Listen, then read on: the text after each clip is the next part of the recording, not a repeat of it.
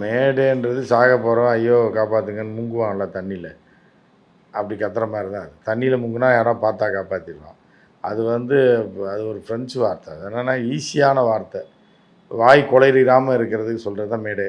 மேடேன்றது empty அப்படின்றது ஈஸியாக வந்துடும். ஸோ அதுக்காக கடைசி நேரத்தில் உதவி கேட்பதற்கான வார்த்தையாக தான் 2-3 வார்த்தைகள் இருக்குது. அதில் மேடேன்றதும் ஒன்று. இந்த மேடே மட்டும் கிடையாது, இன்னும் 2-3 வார்த்தைகள் இருக்குது. அது விமானிகளுக்கு பயிற்சியின் போதே சொல்லி கொடுப்போம். கடைசி நேரத்தில் சாவுக்கு முந்தைய வார்த்தைன்னு கூட அதை வச்சுக்கலாம், அழிவுக்கு முந்தைய வார்த்தைன்னு கூட வச்சுக்கலாம்.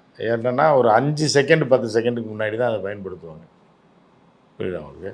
ஸோ அந்த மாதிரி வார்த்தையை பயன்படுத்தியிருக்காங்க. அப்படிங்கும்போது என்னன்னா ஃப்ளைட் டேக் ஆஃப் ஆகுது, டேக் ஆஃப் ஆகி ஒரு ஒரு ஒரு ஒரு 20 செகண்ட் போனோடனே அதை அப்படியே யாரோ கயரை கட்டி இழுக்கிற மாதிரி அப்படியே இருக்கும். நீங்கள் அந்த வீடியோவில் பார்த்தீங்கன்னா தெரியும், அப்படியே உட்காந்து அப்படியே அன்கண்ட்ரோலில் போயிடுச்சு. அன்கண்ட்ரோல் இல்லை, பறக்காது என்ன பண்ண முடியும்? பறந்தால் தானே மேலே போக முடியும். தூக்கிடுச்சு, சிட்டிக்கு மேலே போகும்போது திடீர்னு பறக்க முடியல அதனால அப்படின்னா என்ன ஆகும்?